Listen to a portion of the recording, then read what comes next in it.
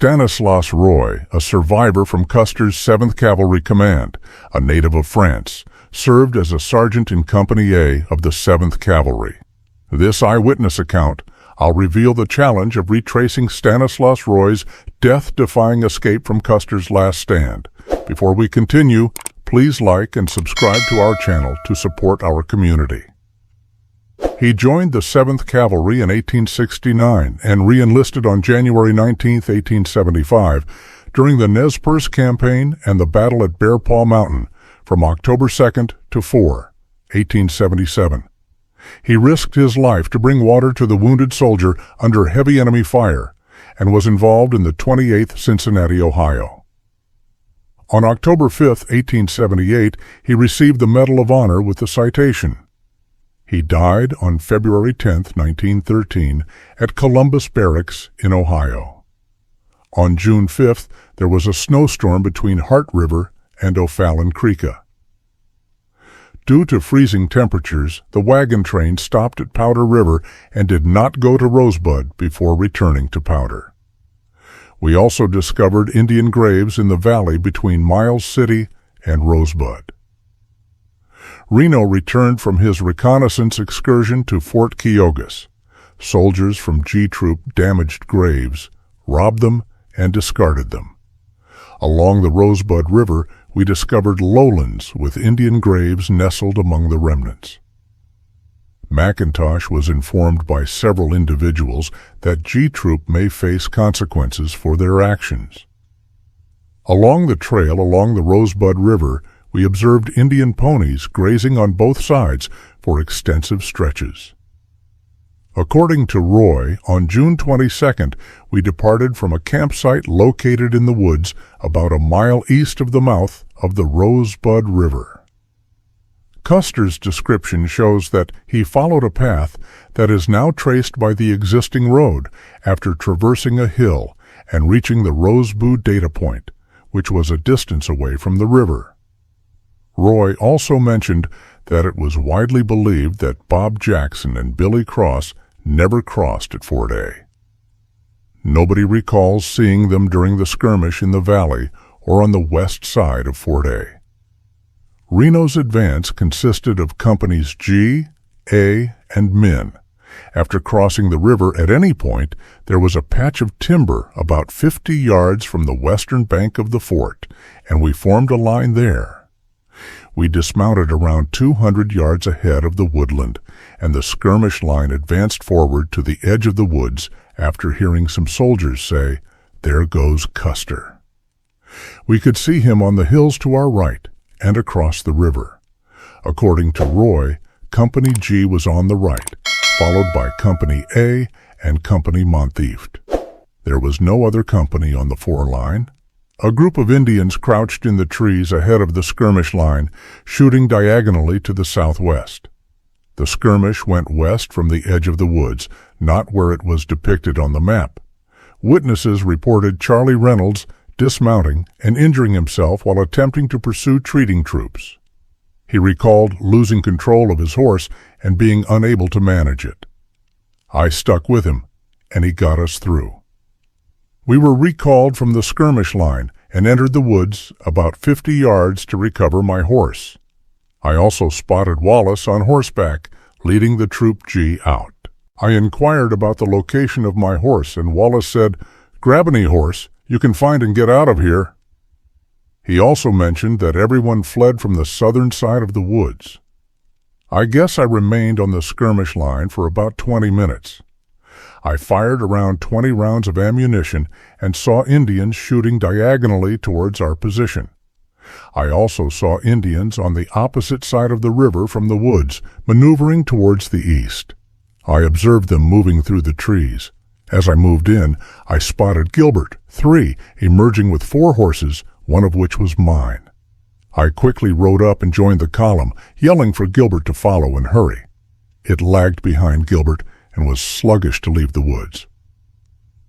About 100 yards from the woodland, I saw Charlie Reynolds' foot, wounded and armed with a pistol, standing his ground. My horse was shot through the jaws just behind the lips shortly after. The horse stumbled, but immediately regained its footing, allowing me to mount. When the horse fell, my sling belt went over my head, forcing me to lose my carbine. As I mounted, I carried my handgun. We made it safely to the opposite river, with the water reaching roughly belly-deep to the horse. We immediately began ascending the bluff, but my horse was bleeding profusely, so I left him behind as we scaled the bluff. Reno would rejoin Custer, and I informed Captain Moylan that I was dismounted. I was eager to find a horse because it would have been risky to be without one if the unit had left the area. After reaching the top of the bluff, Benton arrived, and there was discussion about going to Custer. After speaking with Moylan about procuring a horse, I dropped halfway down the river and retrieved my horse.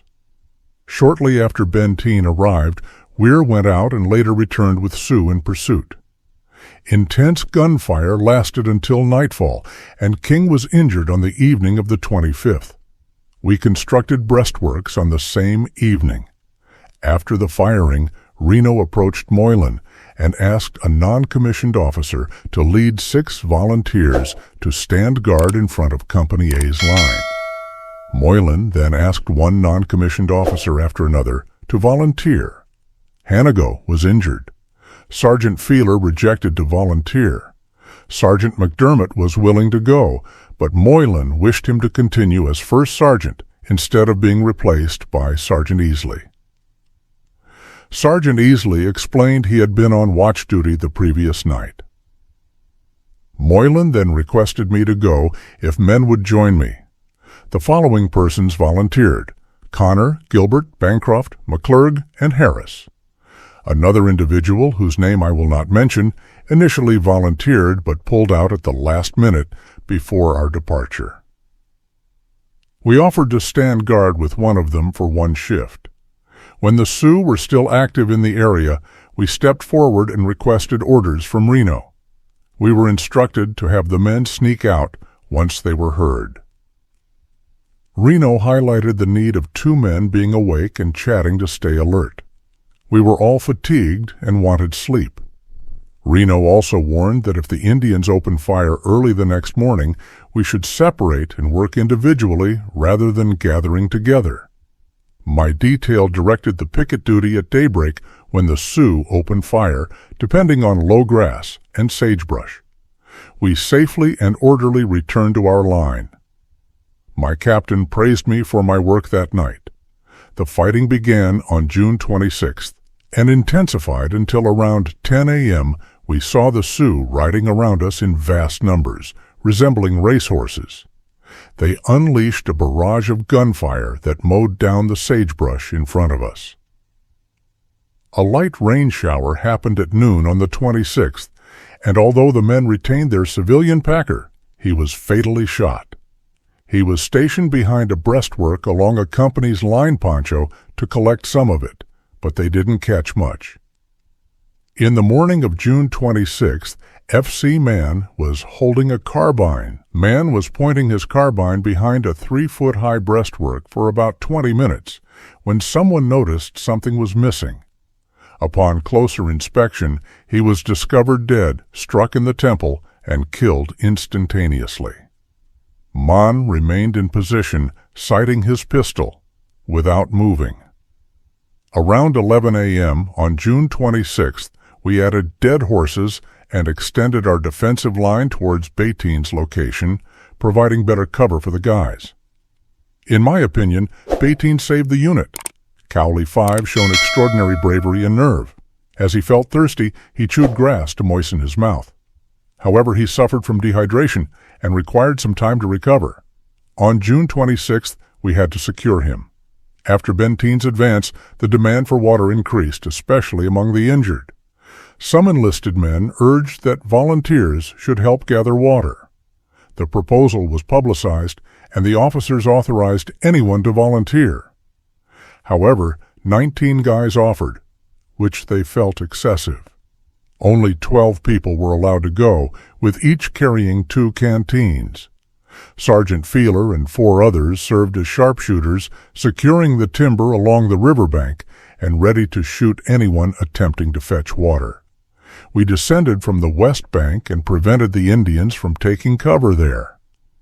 However, many Indians lingered on the top of the bluff, forcing us to sprint across an open area about 100 yards wide to reach the party. We remained hidden from the Sioux until we arrived at the mouth of the ravine, where we saw Indians hiding in the brush on the opposite bank. The ravine was approximately 20 yards from the water, and Madden was the third man to dash for it. He was struck by water and broke his leg, but he managed to crawl back to cover unaided. The large, heavy man's wound caused him great agony, and he requested to remain in the water. The water party consisted of Roy Gilbert Madden from K Troop, Wilbur from M Troop, Bancroft Harris Voigt, Peter Thompson, Golden Tanner Coleman from B Troop, and Boreen. We organized ourselves and agreed that each man could choose whether to stay undisturbed, believing it to be safe. He was eventually carried up before nightfall. The first man, whose name I can't recall, returned with a bottle of water, and we spent about an hour fetching it from the river. After that, there was a pause of about half an hour before anyone else went. Overall, we spent our first drink in 36 hours. Wilbur was fourth, and he was injured. After Madden was hit, he crawled back, and we provided him with water and treated his wounds. We then used the kettles to fill our canteens. After about an hour and a half, Lieutenant Charles Varnum was ordered to defend the water source on the hilltop. Dr. Henry Roy Porter administered water to the wounded, but there wasn't enough to meet everyone's demands. The conflict continued, and as evening neared, the Indians ceased their gunfire and fled. That night, we dug pits towards the river to protect the water route and brought up an example. DeRudio and Tom O'Neill returned.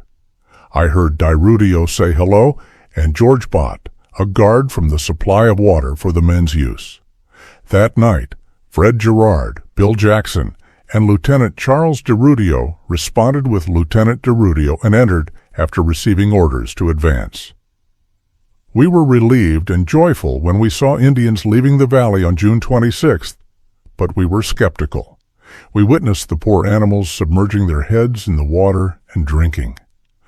On June 27th, we led the horses down to the water, which was heartbreaking.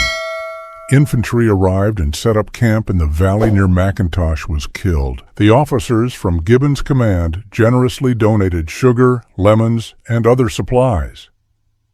On June 28th, we went to the Custer battlefield to bury the dead and transport comforts for our wounded. On the same day, I was assigned to assist in euthanizing around 20 injured horses scattered along the bluff sides. These horses were left behind during their transport to the camp in the village opposite the Custer battlefield. We took turns carrying them, and the Army provided assistance. Afterwards, we formed an individual's remark, "There lies Foley of C Company." When I saw him, I immediately recognized him. The first deceased person we encountered was Corporal John Foley. I overheard several trail, and at tone, it led us quite close to another. We buried the deceased and followed what we believed to be Custer's because of his bad head and black hair.